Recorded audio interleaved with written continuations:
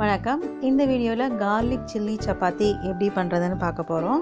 So first method எப்படி செய்கிறதுன்னு பார்க்கலாம். இதுக்கு 2 கப் கோதுமை மாவு, ஒரு 2 டேபிள் ஸ்பூன் பட்டர், அதுக்கப்புறமா 1 டேபிள் ஸ்பூன் பொடியாக நறுக்கின பூண்டு, பொடியாக நறுக்கின பச்சை மிளகா, கொஞ்சம் கொத்தமல்லி, தேவையான அளவு உப்பு. முதல்ல நம்ம சப்பாத்தி மாவு பிசைகிற மாதிரியே நம்ம மாவு பிசைஞ்சிக்கலாம். ஒரு பெரிய பவுலில் 2 கப் கோதுமை மாவு சேர்த்துக்கோங்க. தேவையான அளவு உப்பு சேர்த்துக்கோங்க. அதுக்கப்புறமா 1 ஸ்பூன் எண்ணெய் சேர்த்துருங்க.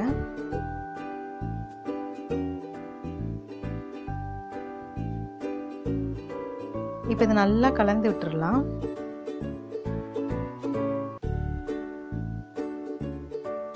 இதில் கொஞ்சம் கொஞ்சமாக தண்ணி சேர்த்து நம்ம சப்பாத்தி மாவு எப்படி பிசையுமோ அதே மாதிரியே பிசைஞ்சிக்கலாம்.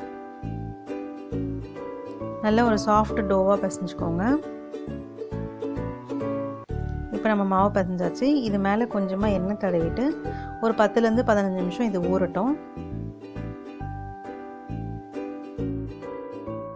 இப்போ ஒரு கிண்ணத்தில் பட்டரை மெல்ட் பண்ணிக்கலாம். அதுக்கப்புறமா அதில் பொடியை நறுக்கின பச்சை மிளகா, பூண்டு, கொத்தமல்லி போட்டு நல்லா கலந்து விட்டுறலாம். இதில் 1 ஸ்பூன் எண்ணெயும் சேர்த்துடலாம். இது ரெடியாக இருக்கட்டும். இப்போ நம்ம மாவு ஊறிடுச்சு. நம்ம சப்பாத்தி தேய்ச்சிக்க போகிறோம்.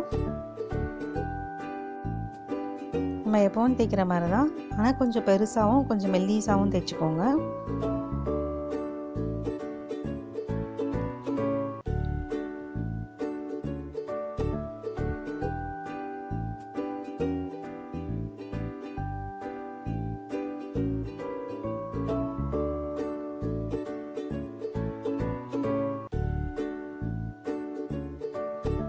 இந்த அளவுக்கு நல்லா மெல்லிசாக தேய்ச்சிக்கோங்க.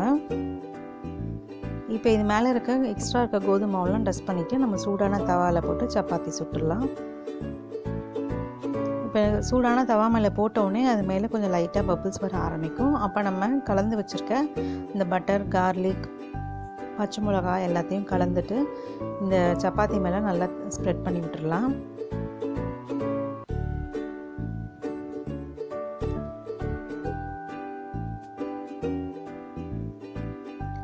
இது மேலே நல்லா தடவிட்டு இந்த சைடில் வந்து நம்ம வந்து மடித்து விட போகிறோம். இது வந்து ஸ்கொயர் ஷேப்பில் ஆக்க போகிறோம். இந்த சைடில் இந்த மாதிரி மடிச்சுட்டு ப்ரெஸ் பண்ணிங்கன்னா அது நல்லா ஒரு ஒட்டிக்கும். அது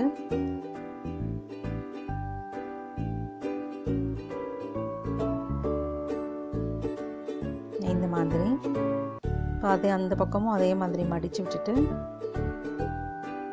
இப்போ நம்ம சப்பாத்தி ஸ்கொயர் ஷேப்பில் ஆகிடுச்சு. ஸோ உள்ளேயும் பட்டர் தடவிக்கிறதுனால நல்லா சீக்கிரமாகவும் வெந்துடும். அதே மாதிரி ரொம்ப சாஃப்டாகவும் இருக்கும் சப்பாத்தி. இப்போ அடுத்த பக்கமும் நம்ம திருப்பி போட்டு வேக வச்சு எடுத்துடலாம். இதுக்கு மேலே நீங்கள் நெய், பட்டர் இல்லைன்னா எண்ணெய் உங்களுக்கு எது பிடிக்குதோ அது மேலே போட்டுக்கோங்க.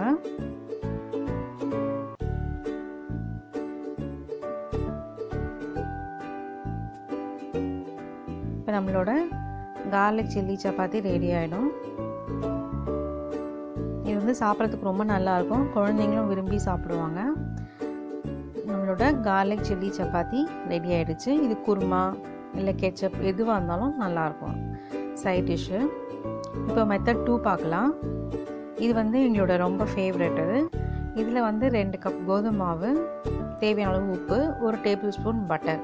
முதல்ல இதை போட்டு நல்லா மிக்ஸ் பண்ணிவிடுங்க. இந்த பட்டர் வந்து அந்த மாவோட நல்லா கலக்கணும். அந்தளவுக்கு நல்லா மிக்ஸ் பண்ணி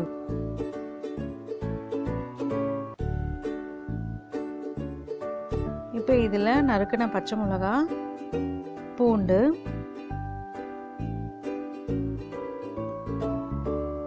கொத்தமல்லி இது எல்லாத்தையும் சேர்த்துடலாம்.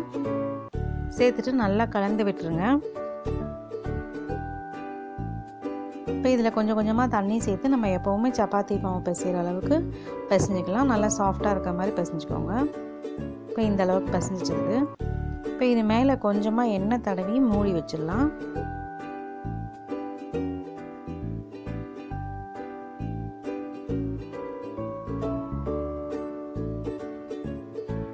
இது ஒரு 10 நிமிஷம் ஊறட்டும். இப்போ இது ஊறி ரெடியாக இருக்குது. நம்ம வந்து சப்பாத்தி திரட்டிடலாம். நம்ம எப்போவுமே திரட்டுற மாதிரியே கொஞ்சமாக மாவு போட்டு நம்ம சப்பாத்தி திரட்டிடலாம்.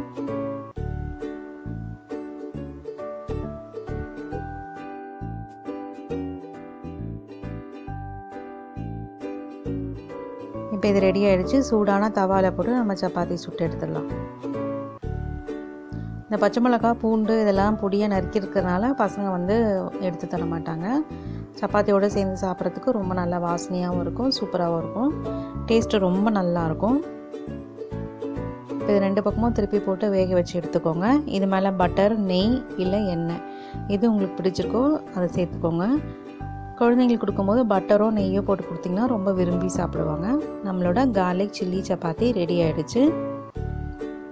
ஸோ இன்றைக்கி கார்லிக் சில்லி சப்பாத்தி எப்படி செய்யுதுன்னு பார்த்தோம். நீங்களும் இதே மாதிரி ட்ரை பண்ணி பாருங்கள். எப்படி வந்ததுன்னு கமெண்ட்டில் சொல்லுங்கள். நன்றி.